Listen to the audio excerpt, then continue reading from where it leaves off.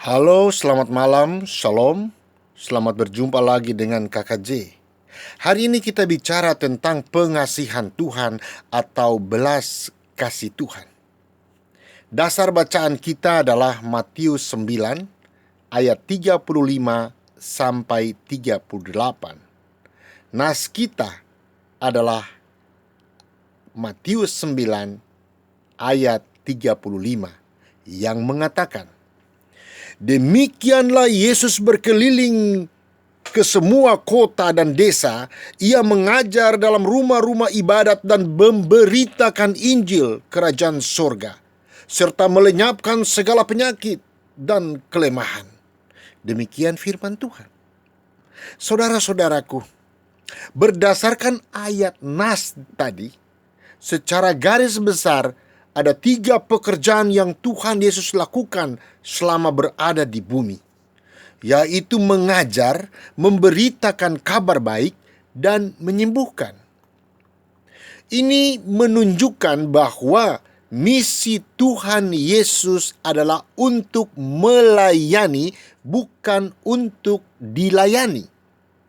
Sama seperti Anak Manusia datang bukan untuk dilayani, melainkan untuk melayani dan untuk memberikan nyawanya menjadi tebusan bagi banyak orang, yang terdapat di dalam tulisan Matius 20 ayat yang ke-28. Dasar untuk melayani orang lain adalah kasih. Saudara, tanpa memiliki kasih, seorang pun tidak mungkin bisa melayani orang lain dengan benar. Lalu apakah itu belas kasih? Adalah emosi seseorang yang muncul akibat melihat penderitaan orang lain. Perasaan iba melihat orang lain menderita.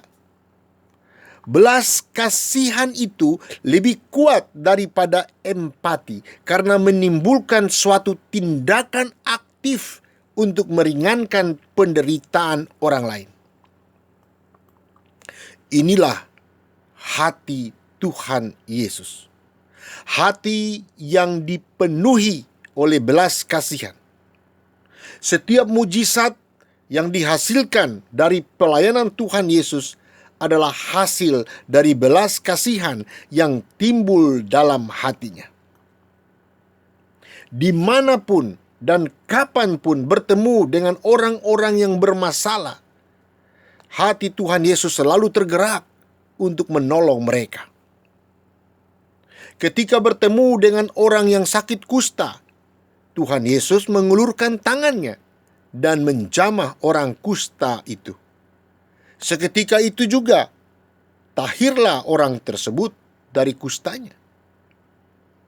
Karena melihat ibu mertua Petrus sakit demam, hati Tuhan Yesus pun tergerak oleh belas kasihan. Ia memegang tangan perempuan itu dan lenyaplah demamnya. Ketika bertemu dengan orang lumpuh, berkatalah Tuhan Yesus, "Bangunlah, angkatlah tempat tidurmu, dan pulanglah ke rumahmu." Maka berjalanlah orang yang tadinya lumpuh itu. Ketika bertemu dengan kedua orang yang buta, dijamahnya mereka. Maka mereka pun dapat melihat. Saudara-saudaraku, Alkitab mencatat banyak sekali mujizat yang dikerjakan oleh Tuhan Yesus berkenan dengan segala macam penyakit dan kesembuhan terjadi oleh karena belas kasihan yang ditunjukkan Tuhan Yesus. Di dalam Matius 10 ayat 8 mengatakan, "Sembuhkanlah orang sakit, bangkitkanlah orang mati, sembuhkanlah orang kusta, usirlah setan-setan. Kamu telah memperolehnya dengan cuma-cuma, karena itu berikanlah pula dengan cuma-cuma." Suatu ketika, saya menerima pemberian suntikan insulin berbentuk pena yang dikemas dalam kardus. Setelah saya melihat isinya, ternyata ada sebagian jenis insulin yang berbeda dengan insulin yang biasa dipakai oleh ibu saya. Akhirnya, daripada obat tersebut terbuang percuma karena tidak terpakai, saya pun berniat menyalurkannya kepada yang membutuhkan. Sempat muncul keinginan untuk menjual suntikan insulin tersebut, minimal separuh dari harga jual di pasaran. Tetapi keinginan tersebut segera saya tepis. Apalagi ketika dalam hati seperti ada suara yang mengingatkan, "Kamu telah menerima dengan gratis, maka berikanlah kepada orang lain secara gratis." Dorongan suara dalam hati tersebut mengingatkan saya akan pesan yang diterima oleh para murid sebelum memberitakan Injil. Tuhan memberikan kuasa kepada mereka untuk menyembuhkan orang sakit, menahirkan orang kusta, mengusir setan, bahkan membangkitkan orang mati. Yesus juga berpesan agar kuasa yang Ia berikan kepada para murid secara gratis hendaknya disalurkan kepada siapapun yang membutuhkan secara gratis pula. Ya, kuasa Tuhan memang tidak untuk diperjualbelikan dengan alasan apapun. Karena kuasanya memang bukan barang dagangan, saudara-saudara. Dalam kehidupan ini tidak semuanya harus dinilai atau dihargai dengan uang.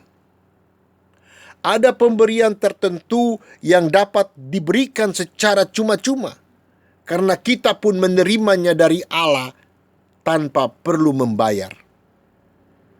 Sukacita besar akan kita alami ketika Allah berkenan memakai kita untuk menjadi saluran berkat bagi sesama. Saudaraku, pemberian secara cuma-cuma akan memberi kesempatan untuk berkat Allah dilimpahkan bagi kita. Demikian renungan kita malam ini. Amin.